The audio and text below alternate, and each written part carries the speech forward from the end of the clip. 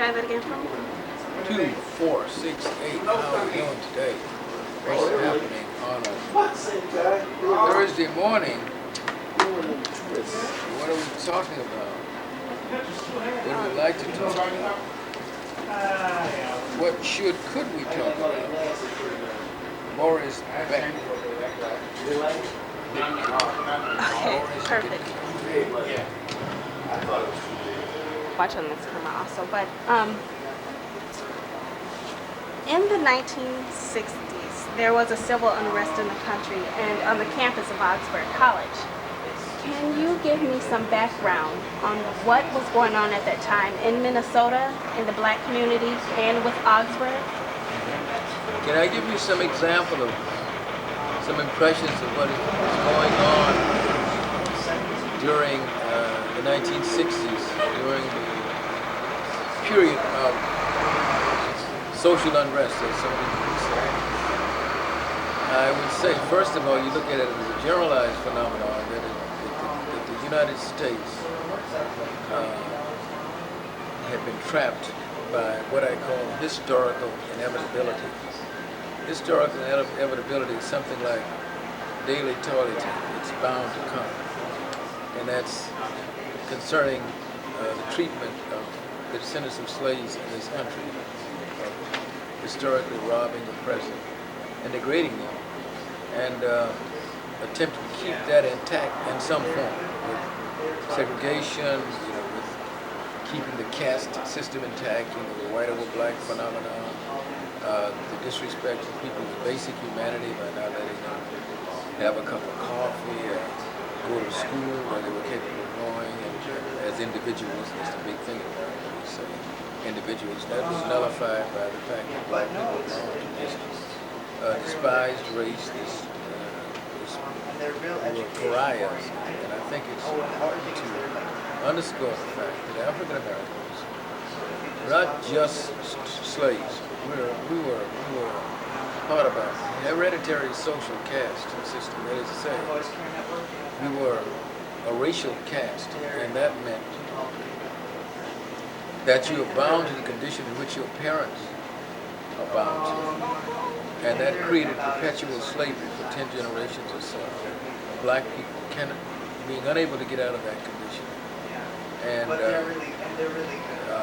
so we had a system of perpetual servitude. That's caste, that's not class. Class suggests social mobility. Class is what immigrants enjoy who come to this country, to be poor and against for a generation or so. And then being given the opportunity to succeed or fail by their own designs, are able to become Americans. Well, that's not our story. We're not immigrants, strictly or legally speaking. I'm trying to give you the background.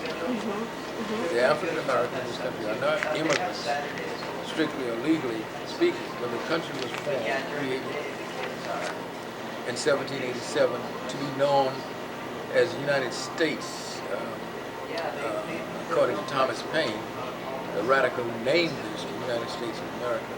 It became a state, a nation state, and they drew some rules up. You know it as the Constitution.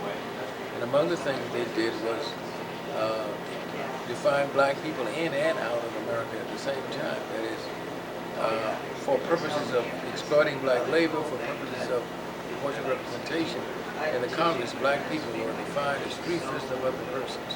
That's the first article of the American Constitution.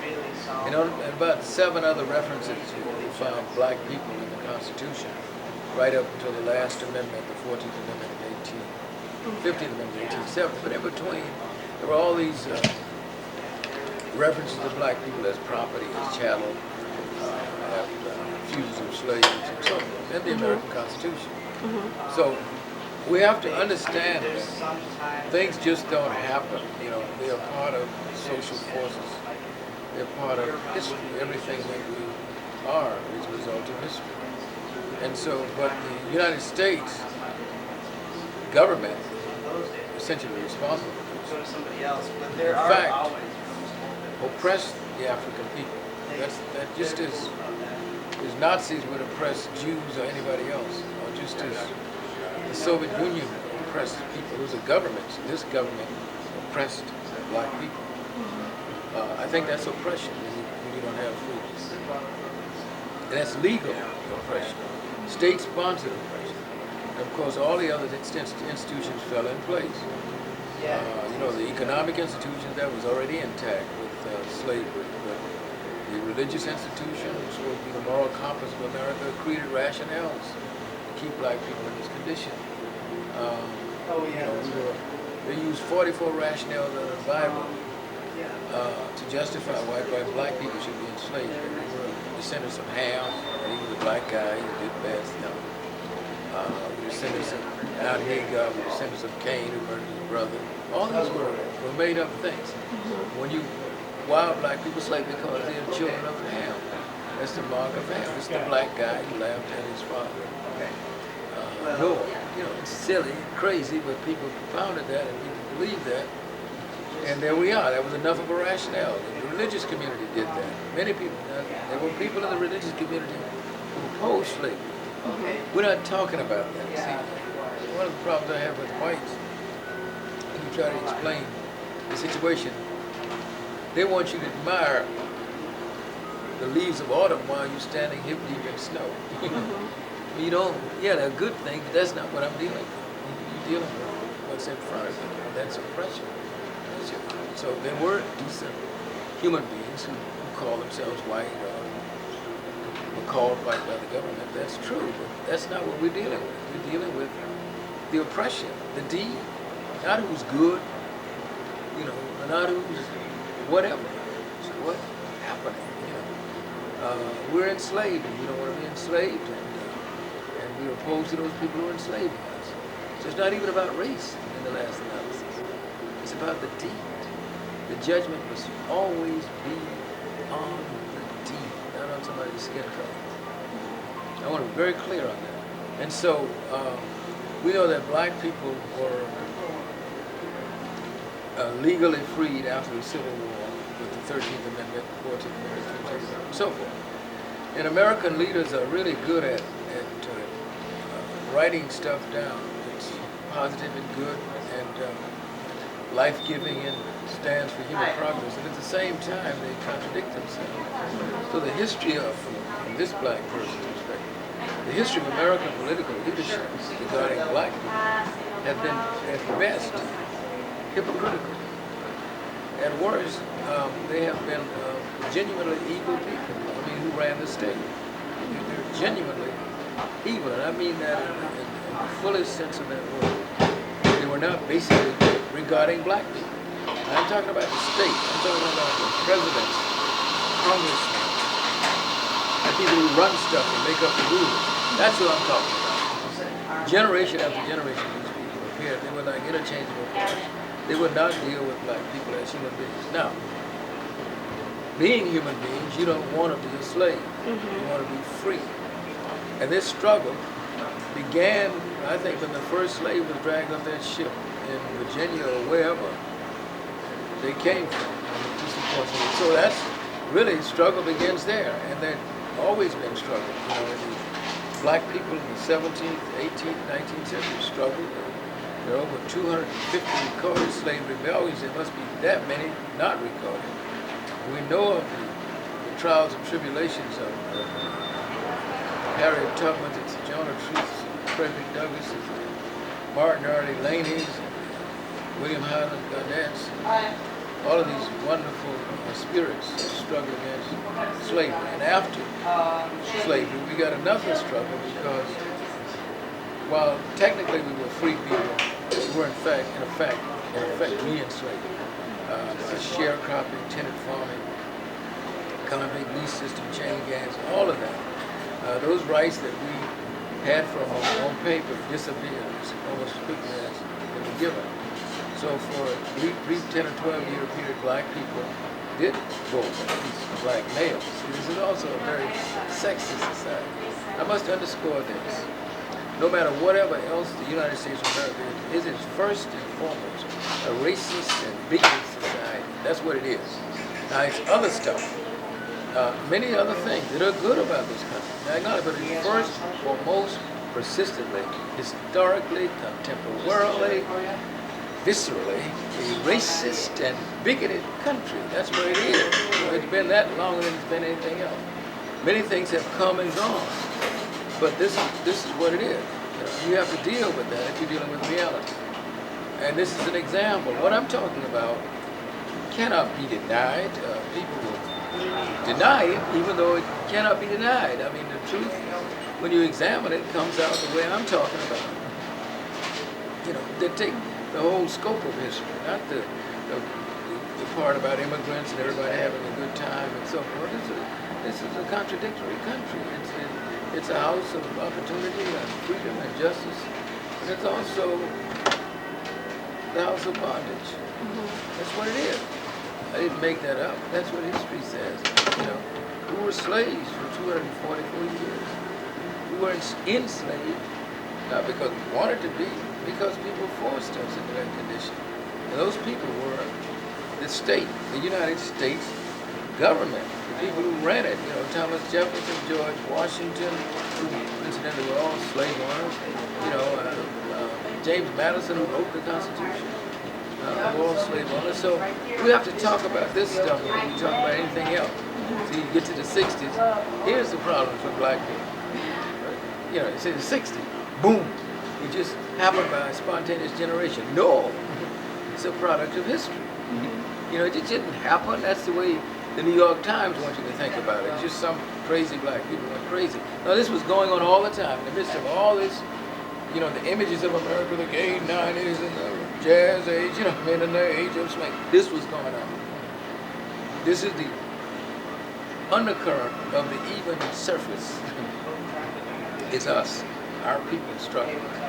And through a combination of things, and this is very important, in the post-World War II period, where black people returned once again, defending this country's ideals, not its practices. A million black people joined the World War II effort to defend the ideals about democracy. Now, we had two fights. You fought Hitler and Dojo and so forth, and we were fighting these racists back here. The same question we were fighting on international scene is what we fought here. So we had a slogan in the black community that double V. V for victory. Winston Churchill against the Nazis, Tojo, and the Japanese. We used to have V for victory at home and abroad. We wanted to get rid of racism in Germany and Europe and Japan, and also here, because we got the same spirits akin to Hitler. If they're not his brother, they're at least his first cousin. Talmadge and Bilbo and all of these reprobate people who were running the country. They were essentially evil people. Other people can't call them evil. They're not as brave as I am, because they know that these men were evil, who oppressed black people. And they allowed them to do that. All black people have going for them. Listen to this, young lady. All you got going for you in this scenario is the truth. Please respect the truth. I don't care what the big-time black people say and superstars. Respect the truth. If it's there, it's there. If you experience it, acknowledge it. That's how you're going to get free. There's no other way for this country to get free unless it comes to grips with this question of the indignities heaped upon black people historically and contemporary world. So then, the Reconstruction period, so-called, came and went very briefly. And what the result of that is a triumph of white supremacy. Once again, in a very arrogant way, it reimposed itself on the black people. And that's when we have an institution that we know as Jim Crow or segregation, Jane Crow, where people wrote laws prescribing what people could do in society. The black people, my people, our people, the first generation born into so-called freedom, that is my great-grandparents, were re-suppressed under the doctrine of white supremacy, of segregation, that white people were superior to black people simply because they were white or as assigned to the white race. There's no white people. That's crazy. White people don't even know that. That's stupid. it's stupid. You know what I mean? People are assigned races, in two races. You are assigned to the black and white race. There's no literal reality saying a person is black and white. That is genetically speaking. Now you're certainly black or white socially. I'm a black man by history. If you want to put that label on that history, that's what I am. But I could be as white as snow and still be a black man if I experienced that history. You know what I'm saying? So race has a social definition. It has no biological reality whatsoever. That's stupid. But people believe it. You see what I'm saying? Like they believe black people send us some ham, and some black people believe that. You know what I'm saying? Some people believe there are ghosts all over the place. You ever see one? You know? Come on, you know. So there's no race. Race is a superstition. It's a modern superstition. But there is an experience that a group of people had as enslaved, as segregated, that's written on their hearts and their emotions, their life. That's what it means to be black. It's not a color, it's a consciousness. We're not just a color, we're a culture group. We were forged out of history, this new ethnicity, or if you will, nationality, that was born before the Constitution was written. We were already a nation. Before America was a nation. See, before it became a nation, it was a colony to the English people, right? You know that. Black people had already reproduced themselves. That is, most of us were born here, who were already here by the time of the Revolutionary War, the so-called Revolutionary War, born here. Yeah. So, in fact, we are the oldest people next to the indigenous people in terms of our relationship to this land and in this state. In this state, we're as old as the Anglo-Saxons. When they formed the state, we were here. So nobody's older than black people. But indigenous people on the land, I'm saying. The United States of America is an artificial creation. This land was created by God or the Big Bang or something, and the Native Americans inhabited this land for 30,000 years, right? That's what most people in the scientific community think. So there's a land here, but there are many stories on this land. The oldest stories, of course, are indigenous people's stories. There are many, many stories. You know, the story of the Iroquois people, and the Five Nations there, and the Cherokee, and the Seminoles, and the Choctaw, and the Chickasaw. You know, these are different stories. Enter another story with the English-speaking population who settled Jamestown in 1607, and black people came here 12 years later. This was not a nation; it was a colony. It became a nation in 1787 when they created that. I'm saying that black people had already been here before there was something called the United States of America. That's what I mean. So we're the oldest people in this state, along with the Anglo-Saxons. But we came into this thing as when this nation was formed, we were slaves already, and we became the slaves of choice, the racialized slave, which is the first in the history of the world, where anybody was a slave because of the way they looked. No, slavery was governed by the rules of war. The strong took from the weak, and the smart took from the strong, no matter who. No matter who did. White people enslaved other white people before they met us. The English enslaved Irish for 700 years, you understand? And Chinese enslaved other Chinese, and Africans enslaved, you see what I'm saying? Or whatever, or suppressed and reduced them to servitude. I don't like the word slavery because it's a word that's should not be applied to every condition of servitude because it's not the same. Our condition of servitude is unique. And one of the principal things is that we became private property. That was neither true in Africa or Europe.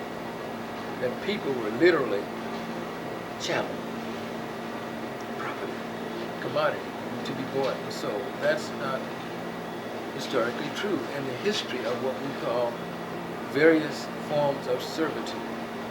That people were literally seen as, in the words of George Washington, a species of property.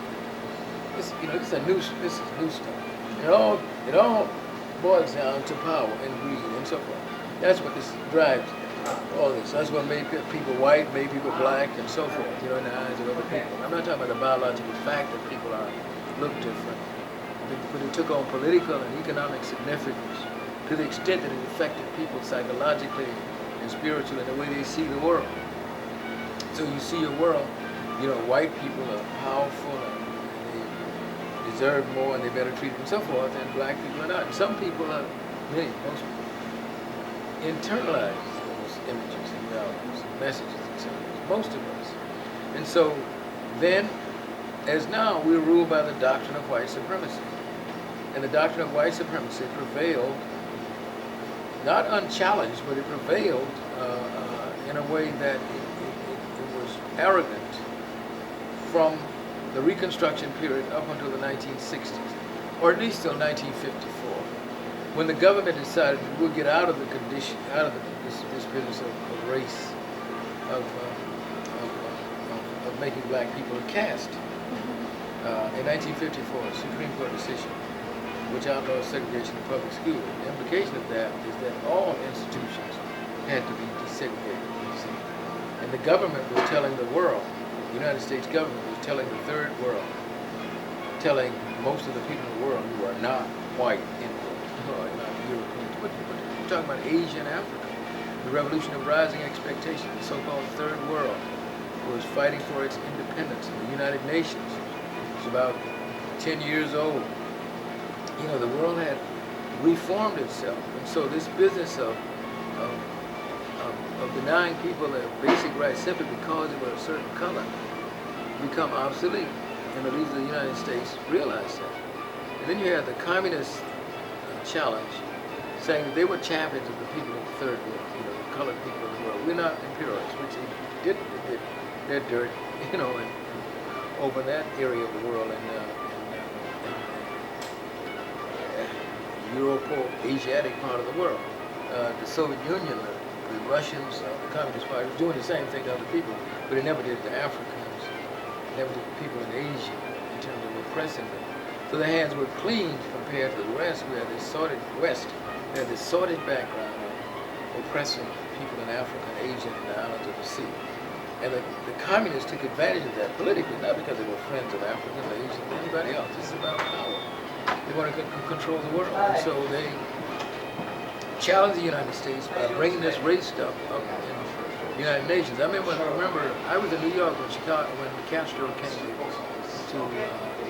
the United Nations in 1959. I'm sure it was 59. One of the first things he brought up after the triumph of communism in Cuba was that he wanted to condemn race-ridden America. Because the first things out of one of the words out of his mouth was to deal with this race thing. So that's embarrassing to the leaders of this country. How are you going to lead the world and you got a whole group of people in your own country who are caste? How are you going to tell the Nigerians, how to behave, or people that are still selling refrigerators, which is the real deal, or whatever you got to sell, and you're treating their cousins this way in America.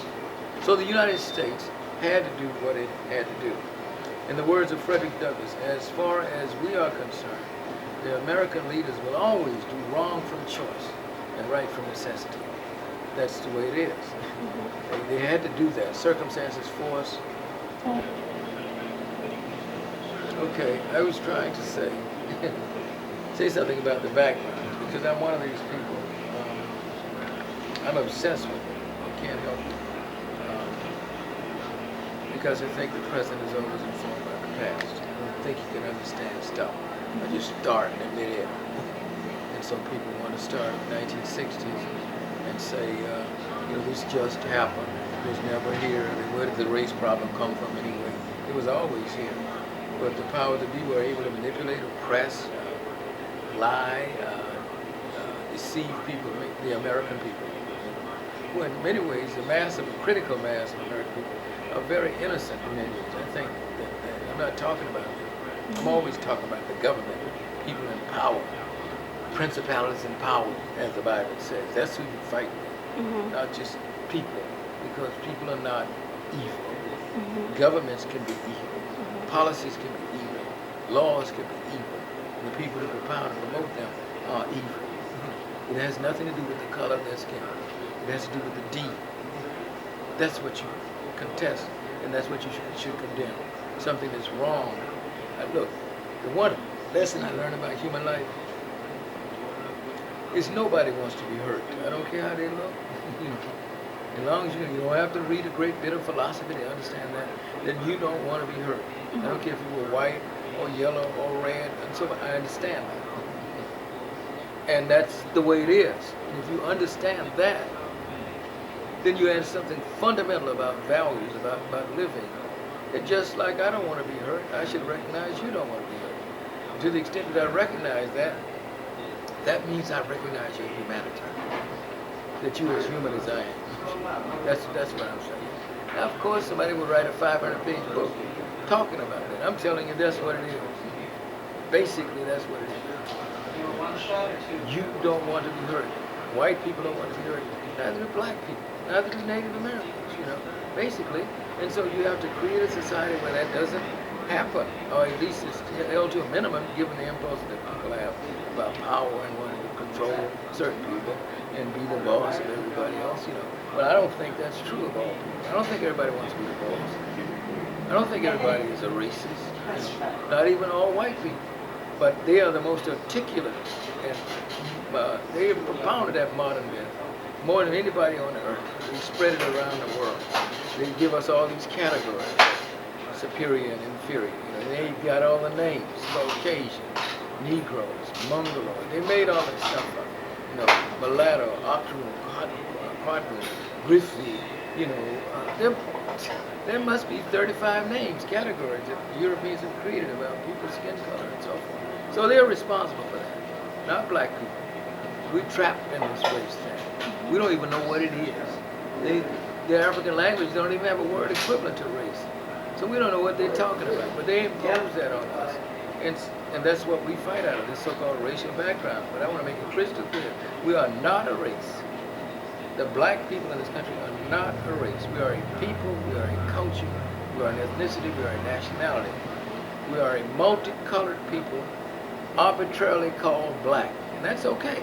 I mean, with me, it's okay. You gotta be some color, any color's all right. But I mean, you call by something. But we're not black people like, some kind of codified race that we have an experience that's profound and gives us our sensibility and our way to look at the world through this experience. Now that's real. That's more real than the color of my skin. The way I speak, I think, I see the world, or the music I play, or the songs I love, or the dances I do, or whatever, the religion I practice. That's who I am. That's not transmitted by any genetic code. That's transmitted by history, by social forces, by culture, which is what you learn. Culture is not inbred. You learn. And everybody's a creature of some culture. And so we're a creature of this background. Now, I'm up to the Supreme Court to say that this is what officially acknowledged that there was a kind of a race problem in the country on the part of the government. And they were trying to keep up appearances for international reasons. I think the Supreme Court decision was essentially a political decision. I know the court is not supposed to be political, but they're as political as the Congress itself. If you look at the history of the behavior of the Supreme Court, it reflects the politics of the time, just as it does now during the conservative era. So it was a political decision. It was as much for the world at large as it was for the struggle of the NAACP, who led the charge, who was primarily responsible for the Supreme Court decision. People like Charles Hamilton Houston and Thurgood Marshall and all these marvelous black civil rights lawyers, Miss Motley, I can't think of it. I know all of their names, but I can't think of them. But they're the ones who led the charge beginning in 1935 and ultimately won this challenge. As you know, Thurgood Marshall was the lawyer for the NAACP's case. He won the case. And he was trained by Charles Hamilton Houston, who's a great unsung hero of our experience. They've been doing that since the 30s, beginning at Howard University, historically black college, training people in public law, to fight for civil rights. And so inside, it was led by, in the legal fight, led by the NAACP, people like the great A. Philip Randolph of the Brotherhood of Sleeping Car Porters, which was the most powerful grassroots organization in black America, who forced the government to give black people jobs during World War II and the number of the desegregate the army, even influence the integration of baseball. That's a part of civil rights. It wasn't just Jackie Robinson, and I love Jackie Robinson. You know, he was an occasion and an experience in a movement that was going on all the time. You see, I mean, I like Jackie. I used to see him. I would come out of Florida, saw him in spring training, you know, like I see you. But he didn't do that. Branch Rickey didn't just do that, you know. This is historical inevitability. If America was to be what it claims, it had to get rid of some of this garbage, you know, this madness of, you know, cavalier form of racism. Right? In no sense is this country changed viscerally. I said fundamentally, it's bigoted, it's a racist, bigoted country. And I can prove that, and I will debate that with any man, that that's been the most persistent, consistent thing about it. The racism changes forms. That's not fundamental. To say I'm not a slave now, I'm only segregated. I'm still racist. To say you passed Civil Rights Bill 1964, 65, 68, you know, which reformed the country, and two FBI men can't get a sandwich at Denny who are black. I mean, racism is like the air, it's everywhere. It's in the values of the people. The people don't think of themselves as racist because the ideals say we're not racist. But the reality, as it's always been contradicted the ideals of America. What does it mean for Thomas Jefferson to say that all men are endowed by the Creator with certain inalienable rights? But among these rights are life, living, and pursuit of happiness, and at the same time, he is a real serious slaveholder. That's a contradiction between what you profess to believe and what you actually do. You know, it's a contradiction between our professed ideals and the reality of practical power. That contradiction is inherent in America. So when American people talk about themselves, they speak idealistically, like all countries do. Every nation has a model of itself, and the model is false. And so it is. If this country is racist, it's bigoted, you know, it's sexist, it's classist, it's done all kinds of crazy things around power. It's about power. I could argue from the standpoint of poor white people and do the same thing. Why are there poor white people? Where are they? They're in Appalachia. They're concentrated in the South. They inherited that poverty just like black people inherited poverty out of slavery. These were the unprofited class of white people, Dolly Parton's people, who were hurt by slavery because they couldn't earn a living, although they were free, because slavery depressed the wages. And so you had a class of historically poor white people who've been here a long time, who don't do as well as people who came in the 1880s or 1920s, or the people who are coming here now. You know, the Asians and the people from Russia who set up businesses all over there, they do better than the white people in the South, just like they do better than black people. It's not a race thing, it's a historical, structured, institutional reality. They were structured outside of power, just like black people. You know, that's maybe unintentional on the part of the power that be. They didn't mean to hurt those white people like that, but they had to do it in order to manipulate this race thing. You know, that's the white people who are most likely to fight black people. Poor, well, not all, but poor white people. You know, because all they are is white. You know, I at least look like the guy who's in charge. So I'll fight you. You know, because you're black. They let them do that. You know, the Klan, you know what I'm talking about? The skinheads, the people like that. They do the dirty work, just like the stormtroopers in Nazi Germany. That's who Hitler used. You know, the people who were at the base of the pyramid and made them beat up other people, kill other people, and so forth. And they sat back and theorized and promoted. That's what's happening in this country. Believe me, and it's always happened. And it will continue to happen until enough people in this country make up their minds and say, no, we don't want racism anymore. And white people are going to have to lead that charge. We can live without it. We believe we can live, you know, like we say, as individuals and all of that. And we won't worry about whether a man is black or white or walking down the street. You know, he's a man, and she's a woman, and this is a child. You know, that's what we want to be free from. But we all gripped by this race stuff. So, 1960s is when Pandora's box was open. We had, well, you could argue that it was open in 1955 with the Rosa Parks incident in Montgomery, which pretty much conscientized black people in a different way. It showed us that we could win something. The long, year-long bus boycott forced concessions from the power structure at a local level in Montgomery, Alabama, allow black people to pay their money and sit in the seat that was empty on the bus. They couldn't do that. But what Du Bois called a series of little meannesses that were imposed upon black people by the white power structure. You know, don't just be mean, be double mean. People are already down. You know, spit on, make you pay your money on the bus, the front door, and get off and go in the back door.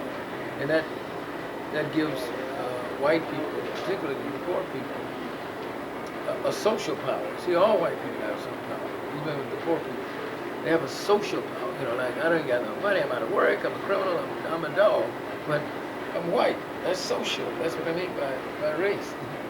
So all white people inherit social power. They can be broke as llamas, and you can be making six figures. They got social power over you if you're black. That's the way it's written. That's the way it's carved out of history. Now, we know that time sped up. Those black veterans came back from World War I once again. They led the charge. People forget the black veterans were among the first people to lead voter registration campaigns in places like Birmingham and the South because they fought for democracy. Now let's practice. Don't tell me I can fight for democracy, then I come back to Mississippi and Alabama. I'm no longer a citizen of America because I can't vote. It's crazy. You know, and some of them were brave. These were brave people. They were brave abroad. They were brave. They got their heads cracked and so forth. But let's not forget the black World War II veterans who stood up for democracy. And then we have, you know, this marvelous new militants being discovered by Dr. Martin Luther King in Montgomery with Rosa Parks and Mr. E.D. Nixon, who was really the orchestrator of the Montgomery bus boycott, and Joanne Robinson, was black, yes, teacher, English teacher at Alabama State College, who helped lead the charge, who put all of those flyers out. These are the people, you know, what King called the tramp of marching feet. People you don't even know, never heard of. You know, people who cooked the food, who stayed up all night. You know, who marched and who walked to work every day for 391 days. You know, so that's what gave us the charge, the first charge, Montgomery bus boycott. And the second great charge, there were other charges in between. There was the desegregation of Little Rock in 1957. Brave young people, Elizabeth Eckford's and all this. And her image is etched in my mind. I'll never forget that stance she took against all the foul-mouthed people who were cursing at her. And she looked almost like she was superior to them, the way she was looking. You know, it's tricky. And these people were calling her all kinds of names. She looked straight ahead. Tremendous courage.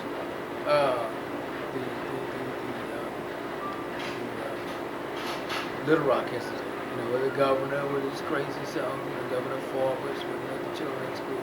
It was just being everyday white supremacists, like governors were.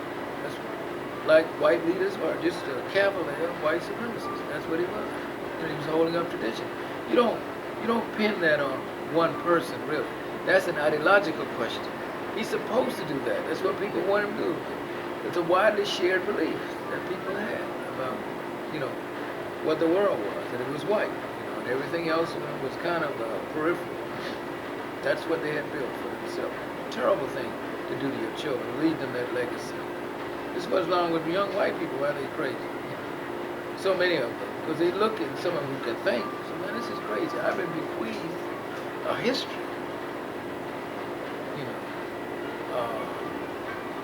a legacy which is largely untrue. I've got several myths that do function around, but a lot of this stuff is not even true about our ancestors and so forth. Crazy.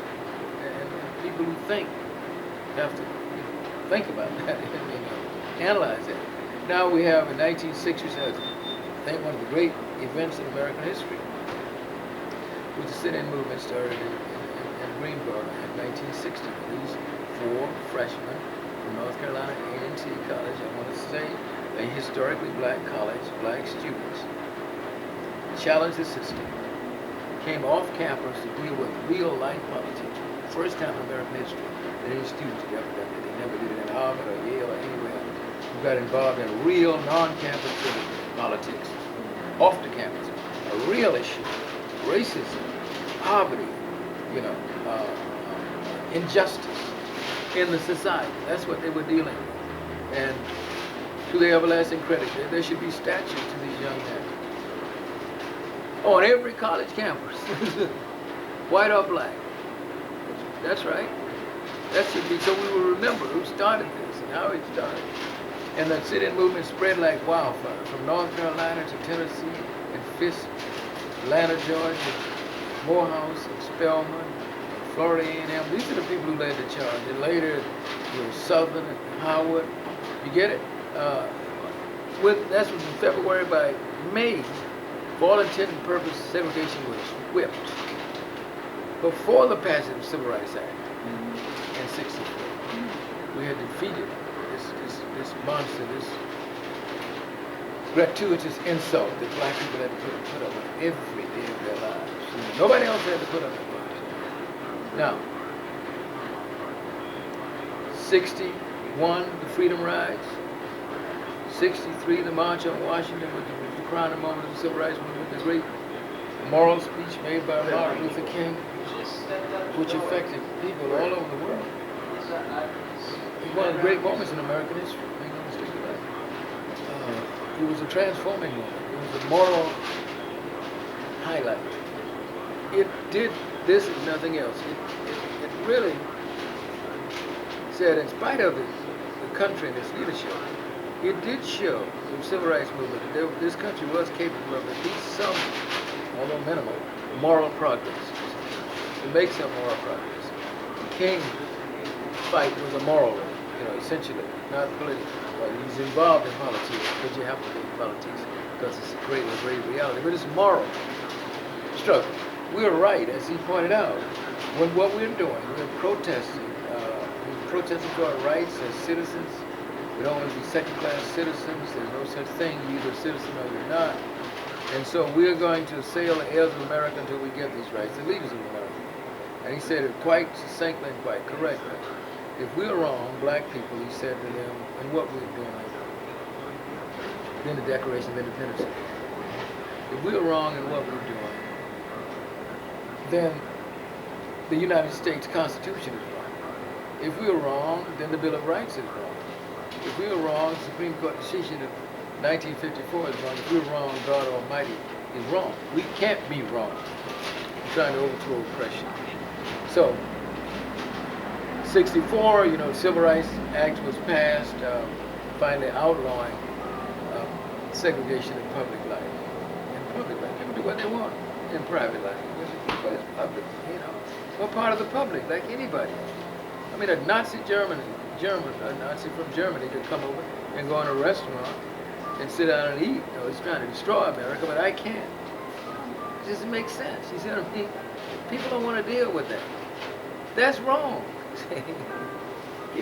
I mean, being white is a real limitation. And I don't mean to think about white. I don't think it's a color. I think it's a state of mind. I don't believe in that race stuff. But it is a state. There's something called whiteness. And one of the things that whites put up with is these contradictions that they hold in their head. Two contrasting things. They can't say that's wrong. To do people like that. They got all kinds of rationale. Well, everybody's been hurt and everybody's discriminated against. But deal with this. This is in front of you. Let's not bring the whole universe in there. Let's deal everything. Yeah, everything is everything. But everything also has a place. And we're talking about this specific reality of the treatment of black people. We're not talking about somebody in the Soviet Union. Right here. Deal with this first. And maybe you can deal with that later. Now, and of course, again, we were supposed to have been able to vote since 1870, since the passage of the 15th Amendment. But we had to redo that in '65, right? The Voting Rights Act. And then this movement. You see how complicated it is? It is. People and conventional civil rights organizations saw this as a major achievement. People were saluting one another. White liberals of that day, patting one another on the back and patting black people on the back. And then Watts exploded. That's another. Who ever heard of Watts? That's Central Los Angeles. You know, the first of the great rebellions. The first of the great what? Rebellions, not riots. Riots don't have any political significance. Riots are not economic or political. Riots are apolitical phenomenon. This was a rebellion. And a rebellion is the voice of the unheard. That's what a rebellion is. And that's what happened in Watts, in Newark, in Detroit, and all over this country, over 200 cities in some form at some time, in a 5 or 6 year period, went up in smoke. That's a rebellion. That's not a riot, you know, but the newspapers make people think it's a riot. And that's the historical process. That's historical inevitability. That was bound to happen. I'm saying, just like you got to go to the toilet every day, this had to happen before we get to the next step. Now, in the midst of all this, we find a little Midwestern college in the Twin Cities called Augsburg. See, honey? It's related to the Augsburg just didn't happen. There were forces in the Twin Cities community which identified with that movement, the Black Power movement in 1966, as opposed to strictly speaking the civil rights movement. I consider the civil rights movement, the Black Power movement, all a part of the liberation movement. But like any movement, there are different phases of it. The civil rights movement was a really contained, limited kind of thing around legalism, and pretty much saying we want to be just like white people. That's pretty much, I mean, nobody might have articulated it quite that way, but that's the way it was understood, that integration was good, and integration means progress, and integration is just a good thing. People never questioned it, the leadership, but there was other people who questioned it. There were other people who said, I'm a human being in my own right. I don't have to be around white people to be human. That's crazy. That's insane. I can be with them or without them, you know. And I'm going to be black because I am. And I'm proud of that fact. And I'm not going to negate that because society's teaching us that. We're going to challenge this madness about white. So black is beautiful. And yes, we want some power. White people have no right to have all the power. And I have all the misery. No. Wherever you find an unshared power relationship, you're going to find misery. And wherever you find a shared power relationship, you're going to find less and less misery. And the question is centered around power. The people who argued then should argue now, if they're still around, for black power. So that's what we need. That's all white people need, as far as I can tell, that we need and should want is power. So, you know, the black churchmen made a pronouncement about that. A collection of black churchmen argued the absurdity of putting consciousness power, pitting consciousness power against powerless consciousness. Powerless consciousness meaning black people are the conscious, and the people with the power have no conscience. That's not going to work. And so that was a very important question to raise, the question of power, and it still hasn't been answered. And so Augsburg, like many college campuses, there were elements of people on college campuses who had been politicized. At one time, the college student, at least among the most politicized people in America, were to be found on college campuses. Now, I don't mean most college students were ever politicized. I'm talking about the activists on the campus, you know, and who stole the thunder, who seized the hour, seized the moment. And it happened all over America. You know, it happened at, you know, at Howard, it happened at Columbia, it happened at, you know, it happened at Yale and Berkeley and Harvard, you know, everywhere. It happened at Augsburg, and it happened at Macalester, you know, and in varying degrees. And so what is the big event in Augsburg was the day we call One Day in May back in 1970, where they closed school and had what they call a teach-in, spinning off of the movement called sit-in, where people who were not normally teaching in the academy but had some information and had been engaged in some stuff that students were interested in. And so we had a full day of people from the community sharing their stories, their political ideas, and whatever, with the students at Augsburg.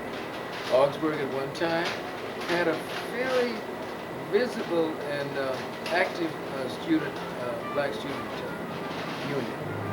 We tried to do things, limited though they were. And of course we had this Black Caucus movement, which led to BSU, Black Student Unions. And this is what we call the African American, Pan-African, Student Union. Its heritage is the Black Student Union movement, where black students, wherever they appeared in numbers, they organized. The union brought such marvelous things like Black History Month observance to college campuses. That's what brought it there, which spawned Women History Month. You get it? Which spawned Spanish History Month. You see what I'm saying? Which spawned Native Americans Month. They weren't there. Black students made that contribution. And so I would argue that while the universities and colleges thought they were doing black people a favor, I think black Americans did them a greater favor by coming to these college campuses because they democratized it in a way that they never would have been, in my view, if there had not been a presence of black people in numbers at Macalester and Augsburg and places like that. I know what college campuses are. See, I've been around colleges practically all of my life.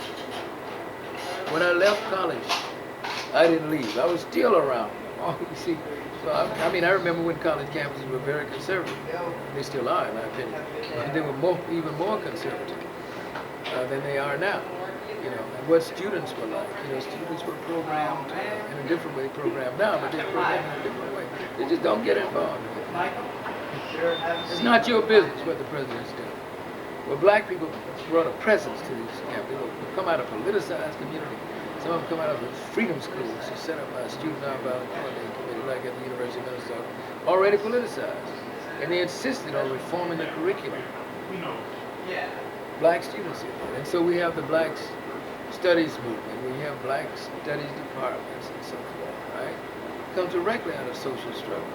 And now you have Women's Studies department and so forth. You see, the benefit that blacks make for everybody is that they politicize, and then not only that, they also democratize the culture. They make it more democratic because they are the ones who raise the questions, who raise the contradiction in a way that nobody else has been able to do it. You know, other people can talk about it. Communists have been years talking about doing this and doing that. They couldn't make that happen as communists. They could not make that happen. It was black people at the center post of social struggle because we are the people, the most damned people in America, the most ostracized, the most despised. It's got to come through us. And the sooner black people recognize that, the better it's going to be for white Americans.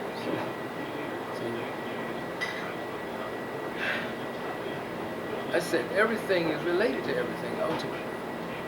Everything has a place. We have a very specific time-space reality that we operate out of as a people. And we have a mission. In the words of Du Bois, and I believe that, he said, he would be upset now about what's happening, but Du Bois said that his greatest fear, Dr. Du Bois says, is that black Americans would betray their messianic mission and allow the dollar to become the be-all and end-all of life. And then he went on to say, the general proposition of working for the world's good becomes too soon sickly sentimentality. I therefore work for the rise of the Negro people, taking for granted that their own best development means the best development in the world. And that sounds arrogant, but it isn't. What he was saying is that since the black people don't have any argument with other people's humanity, being human, we don't question it. You know, we haven't defined the world, have we? We want to be free and we want to carry everybody with us. We carry everybody with us, yeah. This sentimentality of working for the world, let's work for our own good and then you'll help the world. I think that's right. His messianic mission, he says, and it, you know, it sounds biblical, but that's what I call historical inevitability. He's saying, look, can't you see, we're not chosen people, but we've been placed in a unique position in this very complex place called America. this very complex democracy to do something good for this democracy. And the first thing you got to do is respect the truth. Don't join the lying machine. Don't join white or black people who want to perpetuate this lie.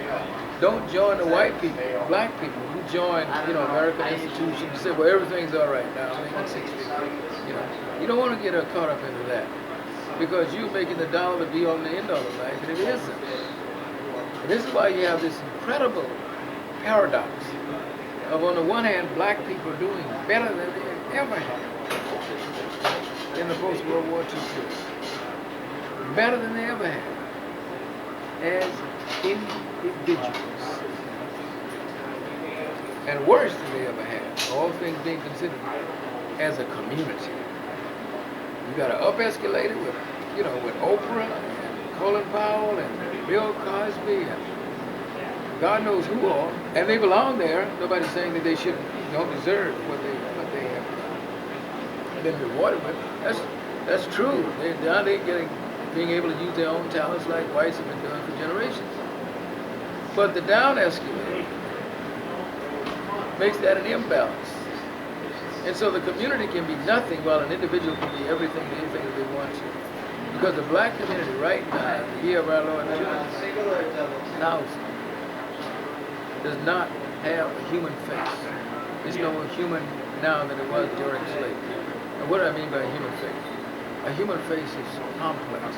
Humanity is complicated, complex. A human being, nothing simple about a human being. That's a contradiction in terms. So you're complicated. We are this and that and the other and everything else in between. That's who black people are. But that's not reflected in the image-making process of America.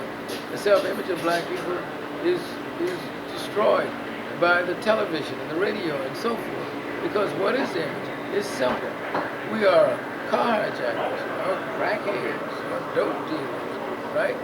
Or some kind of rapist, or murderer, or thief. I mean, that's the thing that you say. That's not a human face. Most black people don't do that. Too many do, but most people don't do that. Too many white people do that too. Most black people, the activities of black people, in terms of what they do most of the time as a people, is go to church and have family reunions. That's what they do, more than any smoking dope or anything else. But that's not our image, because we're not complicated like white people. You can look on the TV tonight and see black, white people having family reunions. We don't do that, supposedly. But yet every year, 8 to 9 million black people are engaged in family reunions.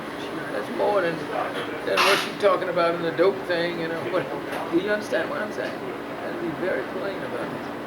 So it's crazy. So we don't have a human face because the human face is a complex thing. Yeah, we do all these things, bad things. White people, anybody. Everybody has people who violate social codes, who are antisocial and so forth. It's not unique. I'm all right with that if you show the complexity of our people, that there are over 1 million black people in college and university and professional schools. That there are black parents right now, and I can name some of them, who sent 3 or 4 children to college alone, with almost no help.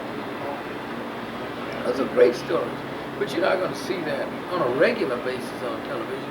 You'll see it as an oddity when it's not that much of an oddity. These things are not odd in the black community.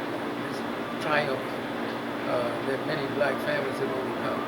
But when you celebrate black, you make it think that's the only black family who does that. But it's a commonplace experience in the black community. That, in terms of, it happens every day. But it's commonplace enough not to be considered a phenomenon. And so, I don't know what other questions you have. I got some more time, but ask them. And I just want to set that background. If you have more specific questions. I do. Can we pause for a moment? Yeah. What was your involvement at Augsburg College on the one day in May? What was my personal involvement at Augsburg College one day in May? Mm-hmm. I, like everybody else, there were 24 people who came to speak. And I, again, was one of the occasions in an event.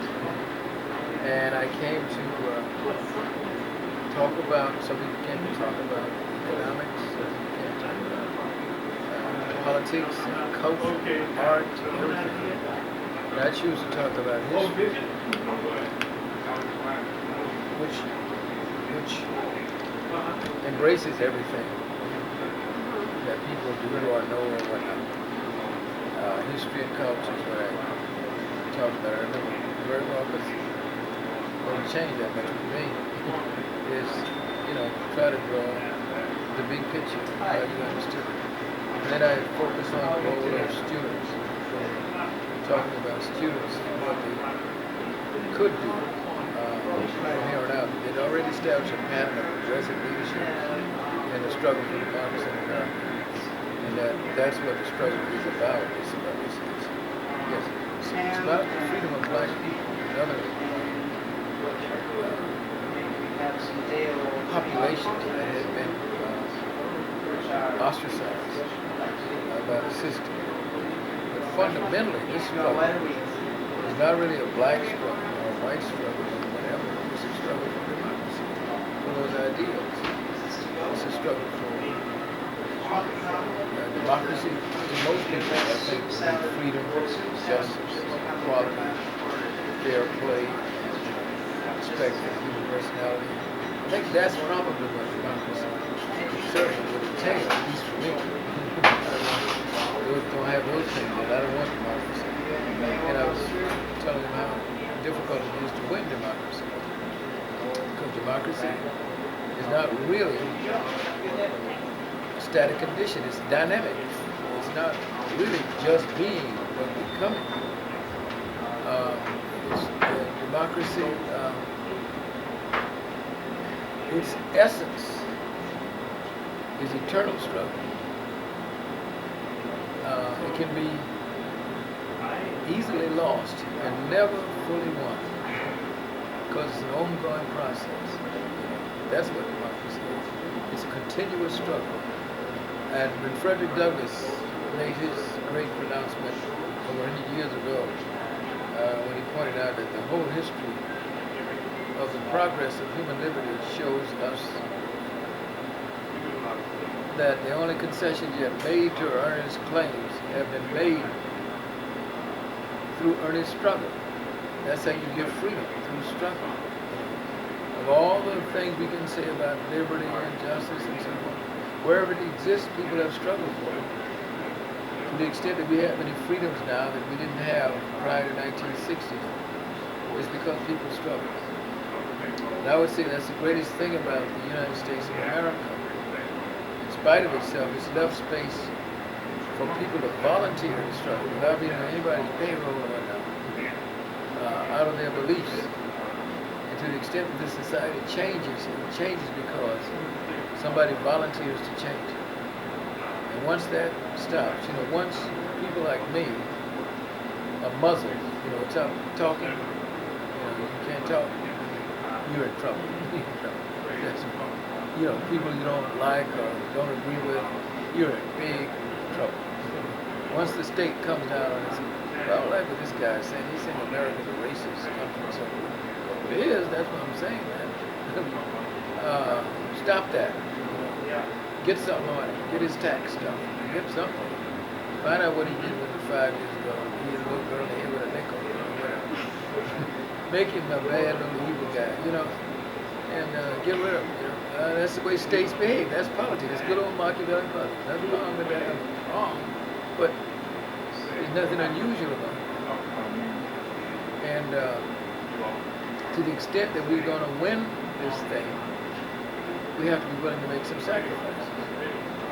Douglas said you can't win it without labor, without sacrifice, without suffering. And if need be, by a life that is necessary, by the lives of others. That's how you gain freedom. It doesn't come to you. It has to be won. Nobody can give you freedom. It's not white people's to give. They don't own freedom. That's crazy. But whites think that. When we get freedom, to the extent that we have freedoms, the black people on the civil rights movement, we won them. People paid for them with their very lives. Not to mention the lives, we don't know the thousands of lives which was being informed by struggle. You know, you've been hurt, never recovered from that. We don't know how many people I know who went to jail and had their heads beaten.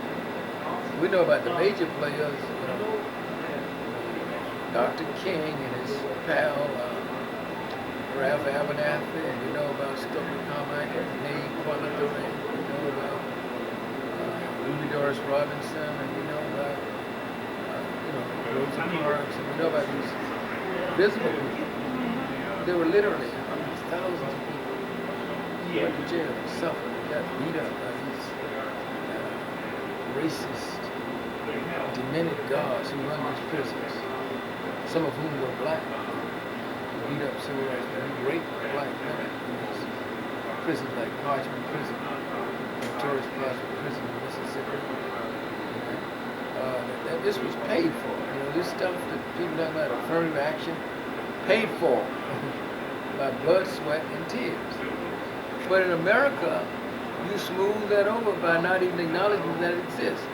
So you make all kind of movies about the 60s and the 50s and never touch civil rights struggle. I don't know if you noticed that. That's something for young scholars to ask in your generation.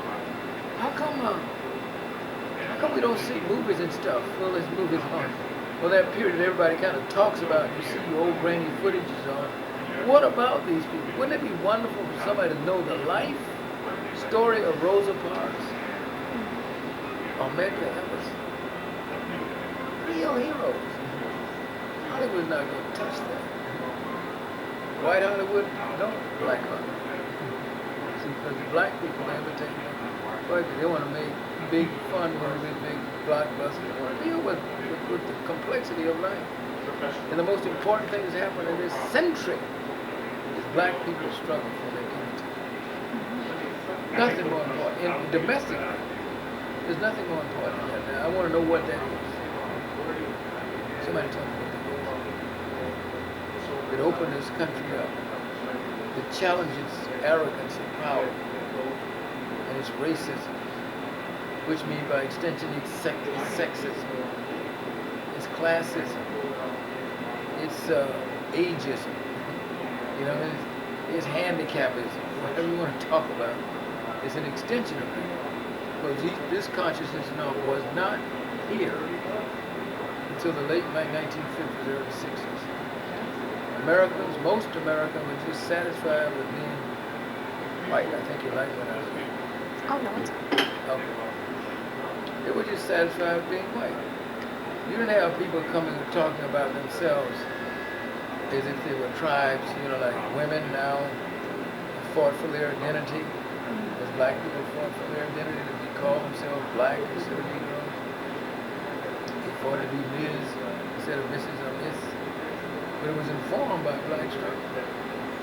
And the ultimate last, you know, and all the other ethnic groups, you know, Chicanos, Native Americans, they were all informed by this struggle. And the persons who one would think is least likely to get engaged in something like this because of the stigma and because of the history of Christianity and Greek society, that struggle between Greek society and Christianity over what we're pleased to call sexual orientation today, which have been suppressed for all these centuries. When Christian learning was imposed on Greek learning, and we could not practice what the Greeks practiced. There was homosexuality, lesbianism. You know, the black people made that possible. Of course, homosexuals, lesbians would never acknowledge that. You know why? Because they're racist. Like the rest of the white people, they're first and foremost, essentially, racist. They don't think they owe anything to black people for opening up that can of worms. I can't imagine there being a Stonewall in New York without a march on Washington in 1964. I can't imagine it. It wouldn't have happened because they were among the most oppressed because of the peculiar nature of their struggle about sexuality, which would say there are two sexes in the world, and that's it. And people, although they still exist, like everybody knows that, you know, my principal of my school was a gay man. My favorite, one of my favorite teachers is gay. You just live with it, but you can talk about it. You know that. Mr. So-and-so is that way, as he used to say. Now you can say that more than ever, but it still doesn't touch racism. But racism is at the core of oppression in this country. It's not to be compared with the sexism that women, if they're white, endure, because white women were also slave owners and racists and all the rest. Those are the ones who tried to keep black children out of school during the early days of integration. Mostly white women spitting at them and cussing and beating them up. Down in Charlotte or wherever they were trying to introduce school. You can't forget that white women are on both sides of the oppression. They're not like black women. White women are all oppressed, and they're also oppressors. They have a paradoxical role in this. Black women are oppressed 3 times. Most of the time 3 times, not all the time. But at least they're oppressed by sex and race, and sometimes class. The class thing is that like all of these things impact on your life. That's not true. There are many of the most racist people in this country are white women. I remember Doris Day Hicks in Boston, who led the campaign against. These are middle-class black children trying to integrate with middle-class white children in Boston. She didn't want that. That's purely racist. So what happened to the, individual words and all that? See? Race wipes that out. They have no respect for that. And so the overriding dominant system of oppression is around the myth of race. It's not around sex or sexual orientation. Okay. Homosexual movement, the women's rights movement, for all intents and purposes, is all white movements. They look after white interests. And the reason why you don't have the kind of dynamism in civil rights today as you had when black people were who are the leaders, because women's rights movement and the homosexual movement in effect have hijacked the civil rights movement. Superimposed themselves over white homosexuals engaged and so forth. I mean, that's a fact you could look at and see. I mean, people don't say anything about it because most America, one of the sad things about being middle class, wretchedly middle class, is you're scared to face the truth. That's what I don't like about middle class people. Now, people may call me middle class. But I think I've committed class suicide a long time ago. I don't deal in that. But you can call me middle class if you want to. I'm not going to argue with you, but I don't adhere to those values. Like, I want to be comfortable at any cost. I don't care if the baby's suffering and I don't care. I just want to be comfortable. When the fight begins in the room, I'm getting out of there. I don't want to get my hands dirty. Now you can point out people who are middle class who participate in civil rights movement and so on. There are exceptions. All middle class people want to be as comfortable at anybody's expense. Whether these people are white or black, more and more black people are joining the spiritual Islam. More and more of us are going at this, and this is right. Just to be comfortable. One thing I don't ever want to be is too damn comfortable. That's a bad state of mind. That's like being too damn happy. That's crazy. That's what America is afflicted with. That's what they're afflicted with. Happiness. Always change it. It's like a sickness. What are you doing? You do all kind of bad things just to be happy. You got people working in countries for $1.50 a day. Some of these exploiters from America. Just to make the rest of Americans happy. That's a bad deal. No, we should be, I'm saying, human beings are not simple. You should never be anything but in a position of dynamism, of movement. Yeah, I'm happy today, but maybe not tomorrow. I don't want to be constantly that way. What are you talking about? I'm not a beaver or whatever. I'm laughing at you. You're fully fleshed human being, which is complex. You've got all these energies, and all these emotions, and all these feelings, all these perceptions, all these ways of knowing and being and thinking and feeling. And one of them is, if you want to argue, whatever that is, happiness. I always like the word satisfaction. It sounds like a more realistic word to use in reference to human beings. And I want to be satisfied, but not happy.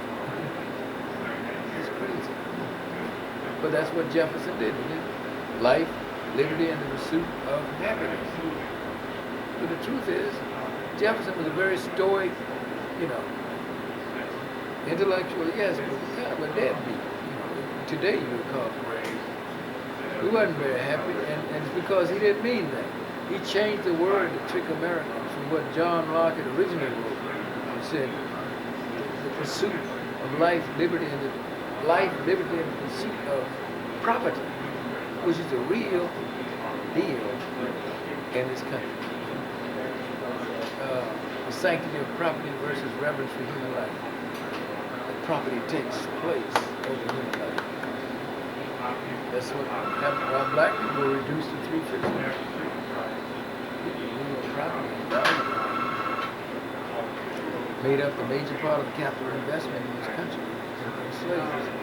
For a time, for about 15 or 20 years, most of the capital investment in this country went into slavery, institutional slavery, which was greater than all of the capital investment in this country in other commodities, including land. Because we were property and we were very valuable to the powers that be. So that's all. With apologies to Forrest Gump. Well, that's all I have to say about that. Yeah, okay. I won't say more. Okay. I'm going to move on. I have 2 more questions. And then we can go. You were a dear friend of Emanita Gay Hawthorne. Absolutely. And she had a vision while she was at Augsburg College, and her vision is still alive. With the Pan-African Student Union. Can you give us some insight on what it was like to work with her, your relationship with her, and also what it was like to be connected to the college in his background? What was my relationship with the late Anita Gay Hawthorne, who founded the Pan-African Student Union? He reformed it at Augsburg College. I could say, I'm sure you know this, I'm a very lucky person to have known that spirit. I'm very fortunate to have known her for about 16 years. We met around the March on Washington, the anniversary, 20th anniversary of March on Washington. That's when I met her. We became immediate friends. I don't even know how. From that day, I just took off, seeing one another very often, and she was a committed soul. I wrote a piece, a eulogy for her, I don't know if you ever seen it, expressing my appreciation and thanks for her. And that it's better to have known her than not to have known her at all. So I'm really lucky, to know certain people. And she is, wherever she is, she's in a good place.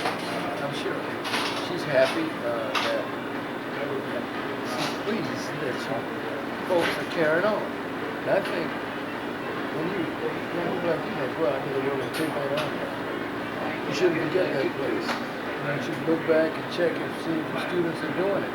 That's what happens too often with the PSUs when they die. It's a very engaged person like yourself. I think you have other things to do. You get out in the world, you got to do your career, you got to do your family, you got to do all that. But you ought to make a place for that experience and try to help those who come behind you understand. Even if you ought to, you could be somewhere else in Boston. Call back. How's it going? I've been through that, and here's what you need to do. Here's what you should do. That's why we have such discontinuity, because people just break away from it. It's like a transit experience. And I would think when you leave, and I'm taking the license to speak for a leader now, because we talked about this, that you have an obligation to look back and see what's going on. And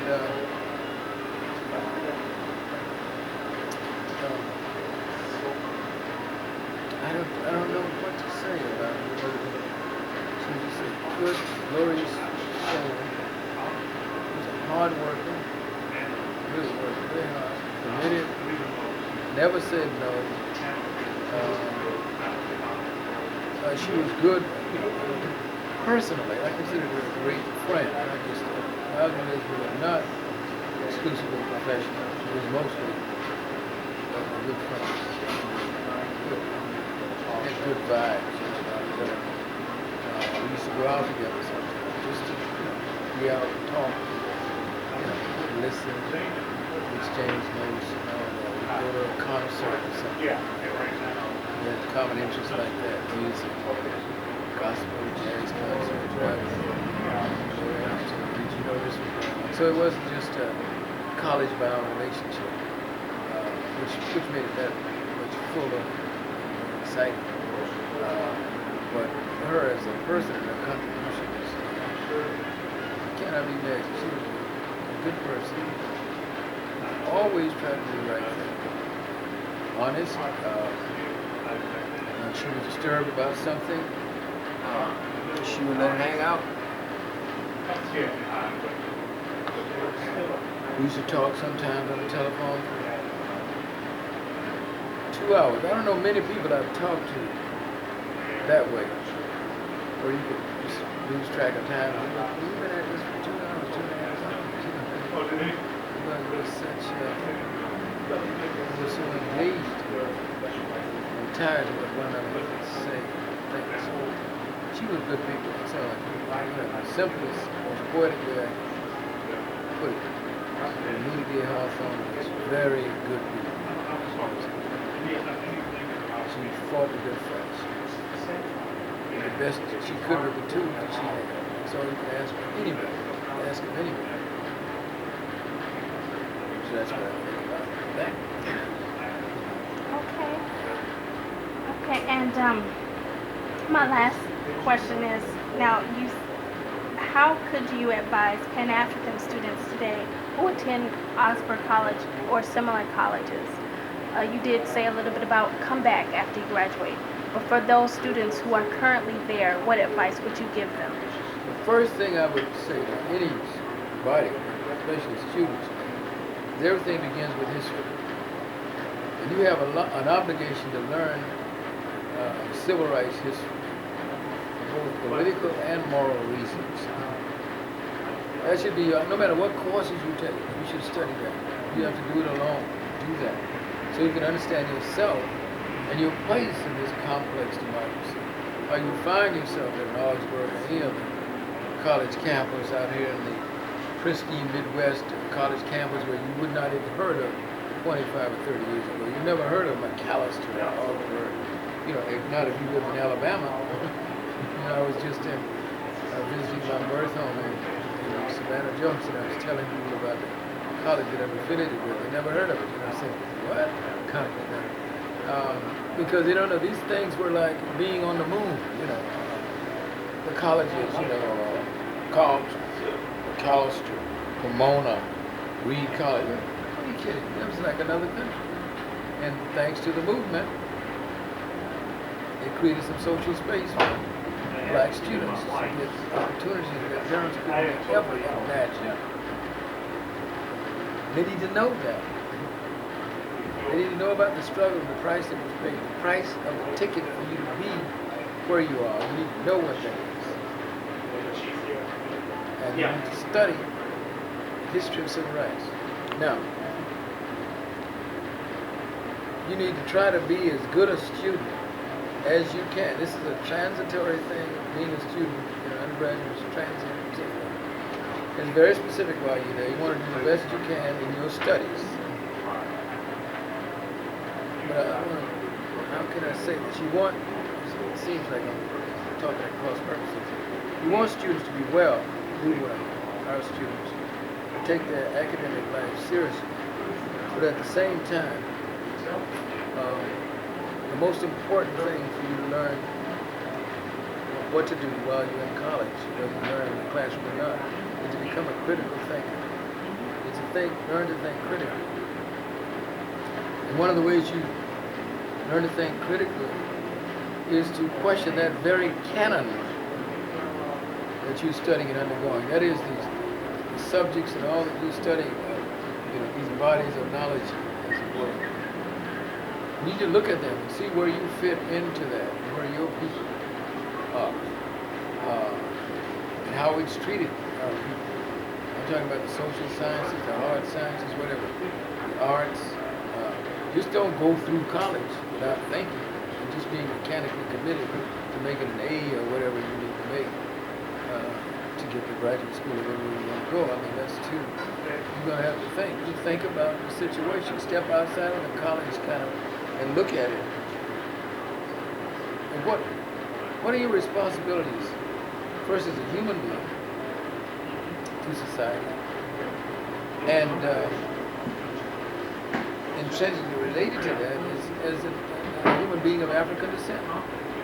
Now, that means something whether you recognize that or not. It doesn't mean anything to you. It means something to other people. It's high time you accept that reality.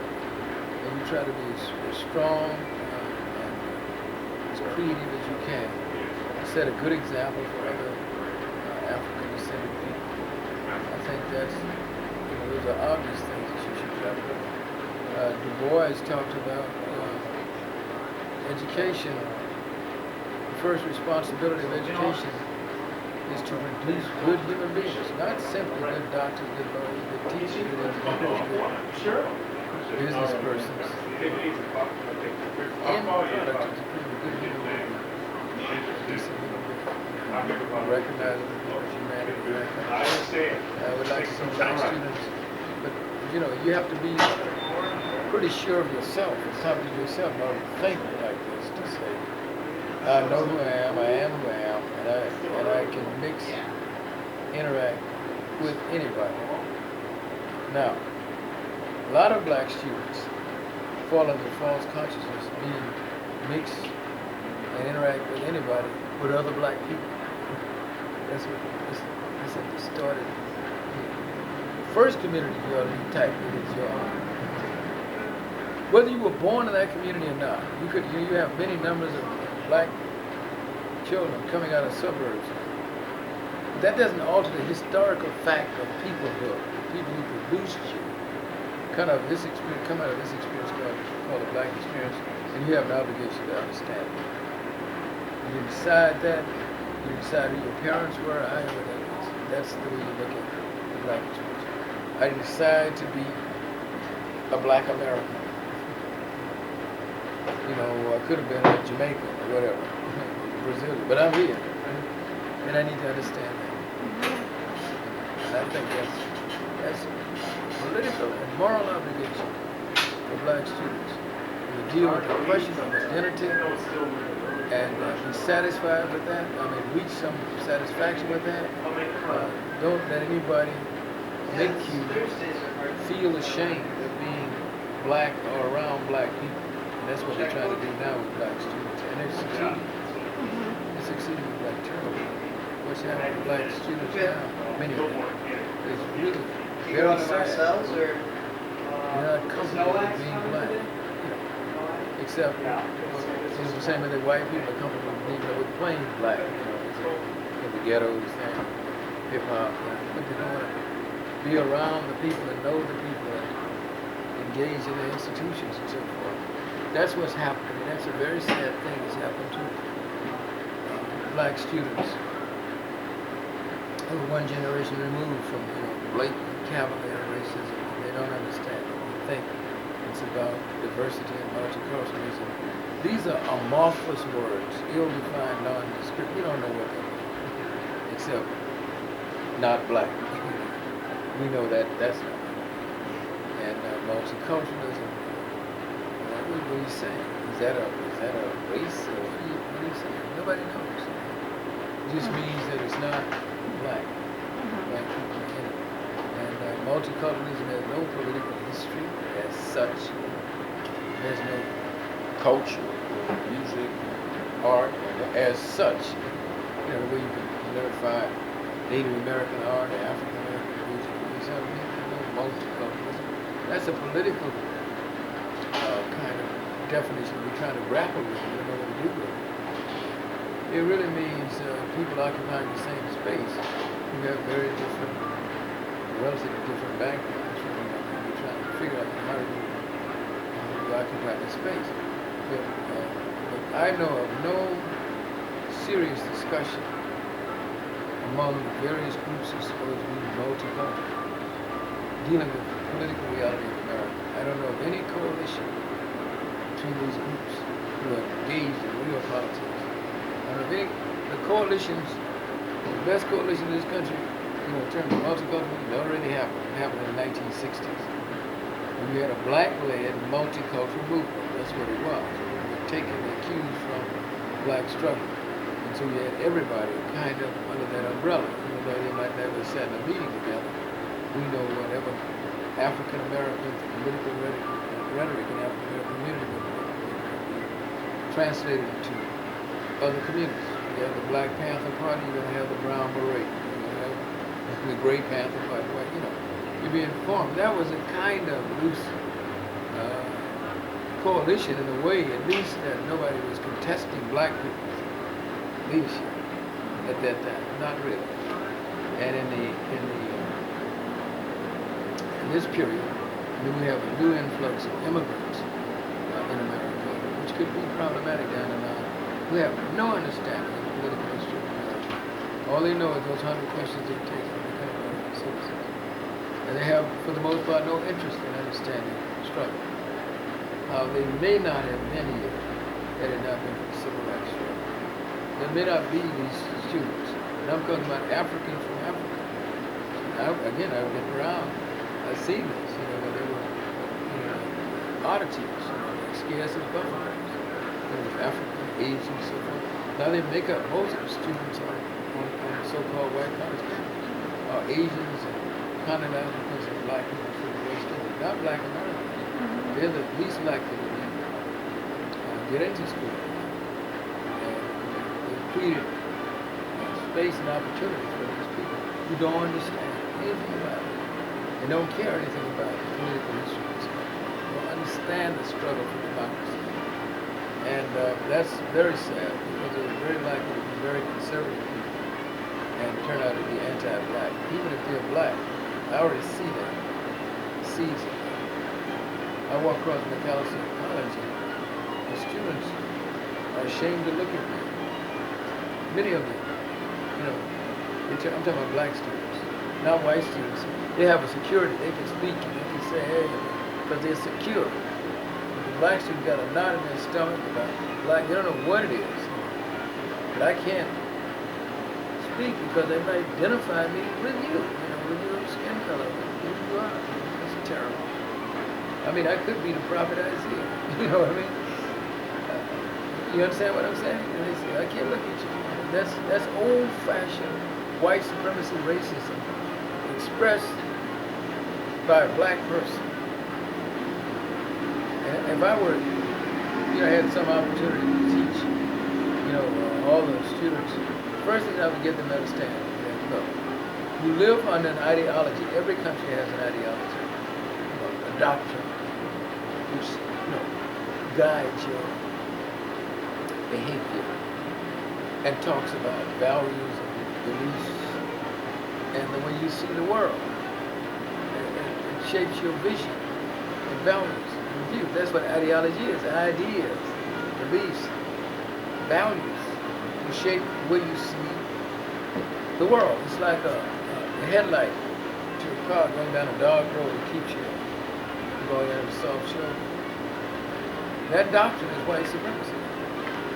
And white supremacy is expressed thusly, that white people are superior. People who are assigned to the white race are superior to black people, and all other races, especially black people. But they are innately superior. It's nature given, it's not God given. And you are in every walk of life, moral, your intelligence, behaviors are superior. White supremacy teaches that there's only one way to be human. It's the way white people do. contradicts studies of anthropology. It says there are many ways to be human. That's one of the great contributions that anthropology made to social thought. It's one of the ways. As long as you do not question that definition, then in effect, you're accommodating yourself to our white genuflected to white supremacy. Now, whether you're white or black or Asian or Native Americans, you have to look around. Everybody genuflects, bows down to that doctrine as if it were God.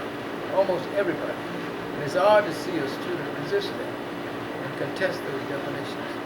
They say, I'm free enough to talk to anybody. You know, you have this problem, and some black scholar, native scholar, answer that. Why are the children sitting together in the cafeteria by themselves? Nobody's ever asked that question to black people. What's wrong with that? Are they human beings? If they want to hang out together, they should be able to hang out together. They want to hang out with white people? Fine, you know, but there's nothing wrong with that. Why? That comes from the fact that it's not authentic. White people not there. It's not a good thing. I think that black students, if they like one another, should be able to hang out together.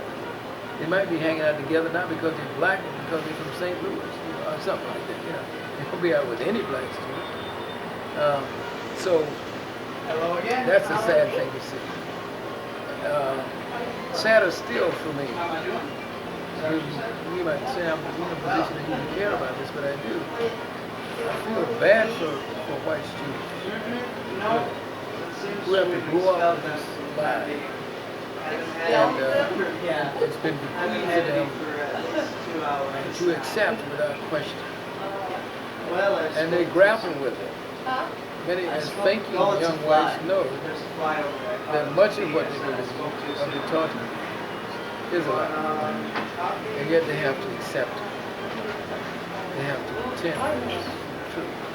You know, the country was settled by Gary Root and John Wayne, that kind of stuff. You know what I mean? You know, that the only white people built this country and fought in the war. The LaCroix and many white students, you know, through their own curiosity. Fruit punch and Ruby find that that's not true. You know, and the fact of the matter is, America wouldn't be much spiritually if it weren't for black people. Not very much. And that's why they are so attracted and attuned to black culture, almost fighting black people for control of the cultural creations of black people. White. That's why you have this phenomenon of hip hop being the cultural currency among youth all over the world. You see what I mean? What do you do with that? You know what I mean? That's supposed to come from their culture because it has an authority. In spite of the fact it doesn't have an institution to back it up, it has an authority. You know, and everything white is authoritative. And so white youngsters who think, I don't know about every white youngster, it's kind of like a Greek tragedy. So, you know, I know it's not true, but I got to believe it anyway. So this is what Senator So-and-so says. This television show, they keep doctoring on black culture, trying to make it white. So it's terrible, you know. They're for the whites who are that conscious. So it's not just black people, black students. I'm saddened for white students.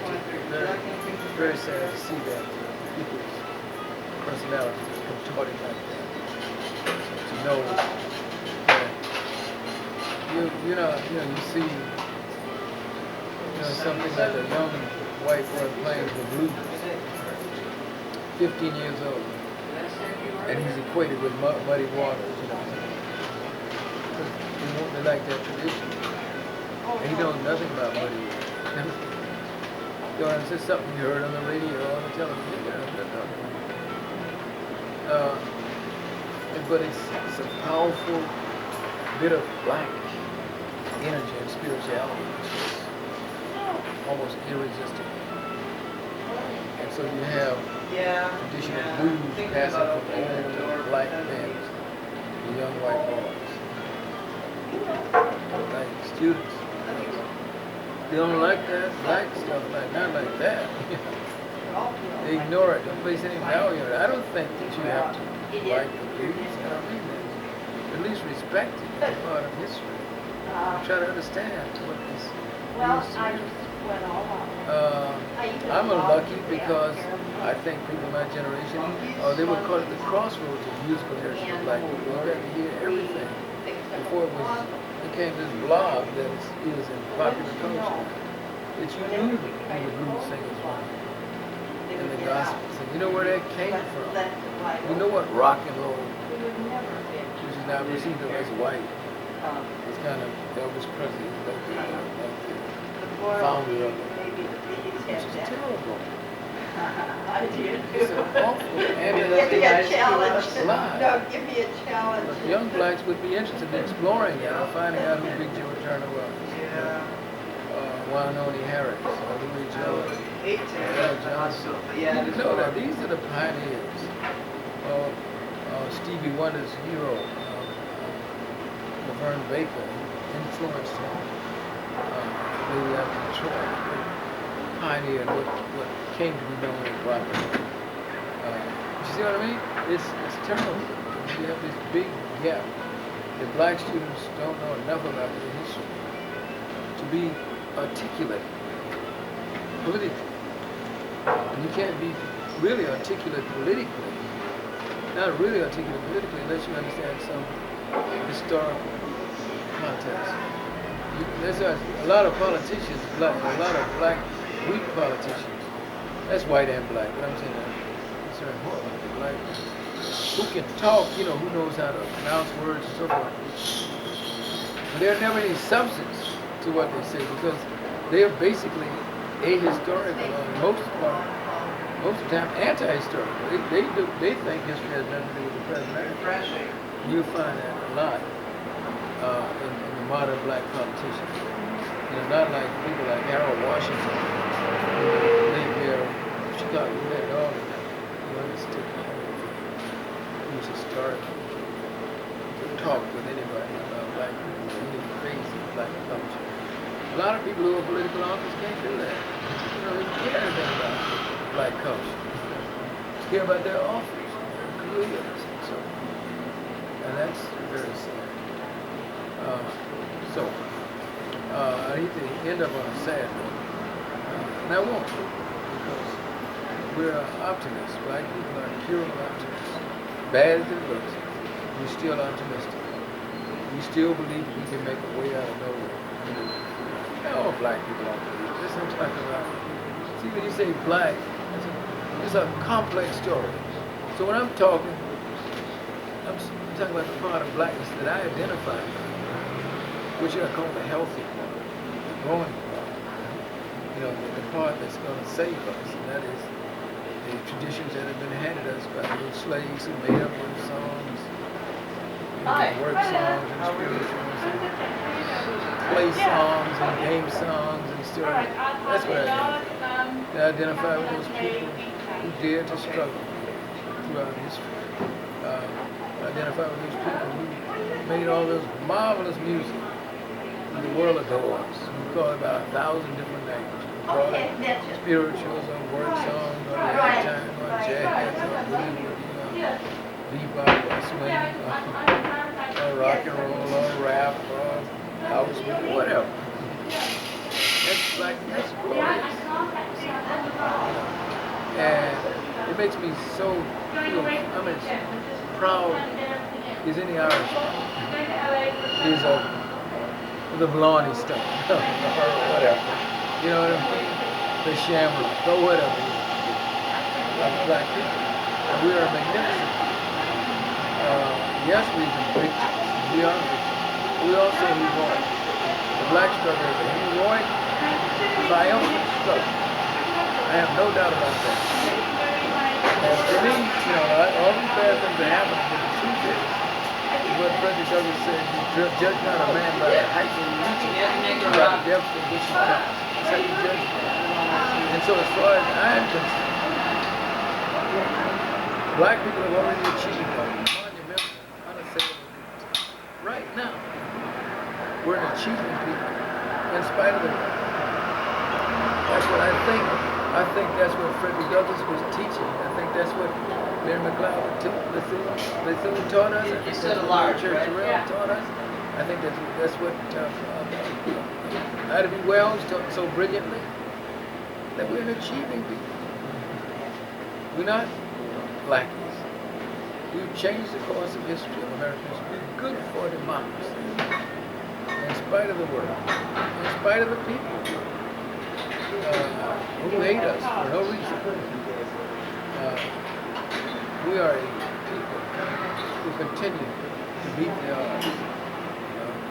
There was once a time when there were slaveholders and others who supported them, predicted that if black people were ever free, they would die out because they were incapable of living in a free society, in a democracy. They have intestinal fortitude, intelligence. So that was predicted. There were books written on this stuff. And Frederick Douglass lived long enough to see all of this before and after the Civil War. Before he died, he remembered that he died in 1895, that they were predicted that these 4.5, 5 million people would be dead by the turn of the century because they weren't capable of surviving. He said, how interesting it is that we not only survived, we thrived. We were once 4 million, now we're 8 million. We're strong. We continue to become strong, I think, in ways that are not appreciated. Black people have a resilience. And Douglass said it best, I'll end on this high note. Frederick Douglass said, in whatever else the black man has been a failure, he has in one sense been a marked and brilliant success. He's managed by one means or another to make himself one of the most interesting figures which now hold and attract the attention of the human world. Go where you will meet with him. He's alike and present in the study of the learned as well as in the playhouse of the gay and the thoughtless. We see him pictured on our street corners, hear him in the songs of our marketplaces. The snob and the flunky affect to despise him. The low and the vulgar curse him. The mean and the cowardly assault him because they know that his friends are few, that they can abuse him with impunity, and to the applause of the coarse and brutal crowd. But the black man remains like iron or granite, strong, cool, imperturbable, and cheerful. That's us. Get it? That's us on the football field, the basketball court. See, I mean, we give America spiritual life. There's nobody in America don't do high five. Nobody in America raises even squares. Yes, that's us. We have not been allowed to develop a material culture. So we have these tremendous intangible strengths in culture. We don't fully understand. See, as far as intangible culture is concerned, I can contend that black people are better off than white people. We don't control none of any of this stuff. Material, materialistic, economic growth. But we're spiritual. That's why we keep changing music, changing dances, changing speech patterns, changing sense of colors, changing dress, changing